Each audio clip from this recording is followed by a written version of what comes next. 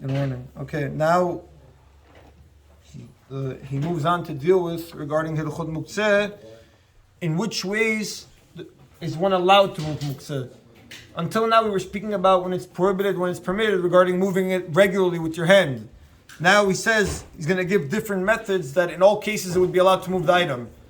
Like we said, by let's say the hammer, you're only allowed to move the hammer if you want to sit in the spot, or if you want to use it to open a nut. But let's say you want to save it from being destroyed or save it from the outside weather or being stolen. We said you're not allowed to move it. All that was speaking about, you're not allowed to move it regularly with your hand.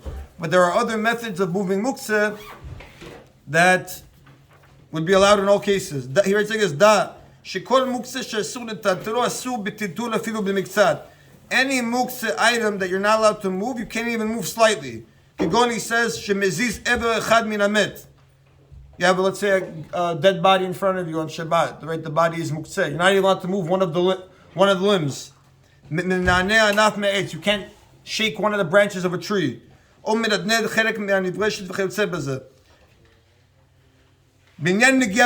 about he says just touching Muktze? For example, they're going to speak about leaning against a car, right, or sitting on a rock. Car is Muktze, rock is Muktze. What if I'm not moving it? What if I'm just touching it? He says, Ha'avadia writes like this, Katav bi'abi omer, she'ikar k'devrei hagrash, she'muteret negiya b'muktzeh b'tnai shelo yinaded. You're allowed to touch Muktze provided it doesn't move. Lo ha'amor yotzei, he says, she'af she'etzim telushim hem Muktze. He says, even though twigs that were removed from a tree are Muktze on Shabbat, or he says, stones of a building are Muktze, mikol makom mutar leshev alehem. You'd be allowed to sit on them on Shabbat. Why? Davi negiya. You're not moving, you're only touching. And even if he claims, even if afterwards you're going to end up moving the rock that you're sitting on, that's called abnormally moving the Muktze, and that would be allowed. Titul begufo. He says, let's say you wanted to move Muktze with a part of your body. Rabbis allow you to move Muktze with any part of your body except for your hand. Like we explained before, you're not allowed to move Muktze if you want it to be safe from being stolen. Outside your house you have a toolbox, right? You're not allowed to move it for that purpose. You can only move it for the spot or for its own use. However, in this case he says you'd be allowed to move the toolbox or the hammer by pushing it. Kicking it away. Or if you can move it with your mouth, you can blow the item. התירו חז"ל לטלטל המוקצה בידו על ידי דבר אחר המותר בטלטול וזהו נקרא טלטול מן הצד. In certain cases he says Chazal even allow you to move muktzeh with the permitted item, which means like this. שכח מוקצה על כיסא. Let's say a person left money on a chair, any muktzeh item, right? מנער הכיסא. What you would do is, in such a case, you would shake the chair, that way the muktzeh falls off of it. He says,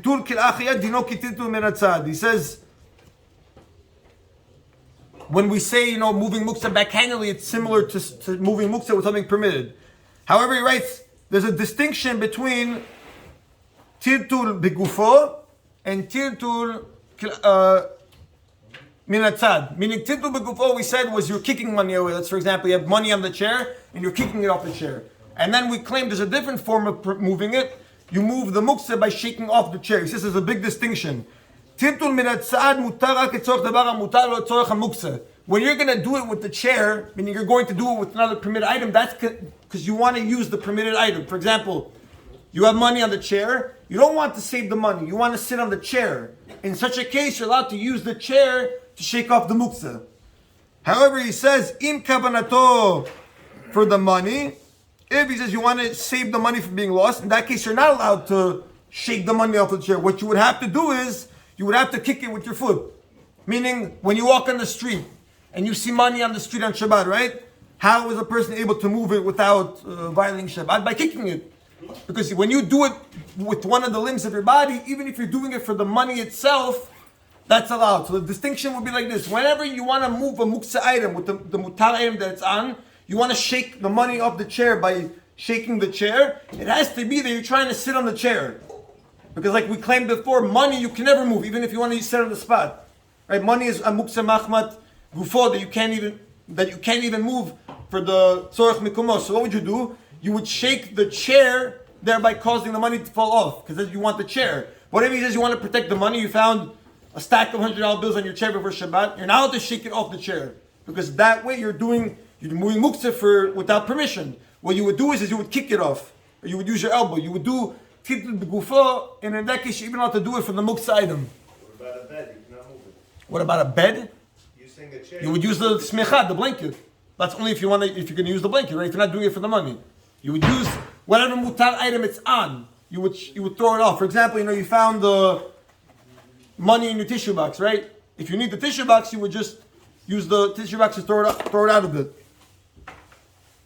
That's the distinction between it. Like we said before, the two strictest categories that you can't move on Shabbat, for example, electronics or money or rocks, things that are worthless or very valuable, when Chazal allow you to move it with your body, it's even in these two strict cases. So the only way to save a person's self, for example, you have to move a rock, you have to move wood, or things that are the highest level of Muktze, you would only be allowed to move it in two cases, either with your body, a limb of your body that's not your hand, or if you're using the mutar item it's on to shake it off by moving the mutar item.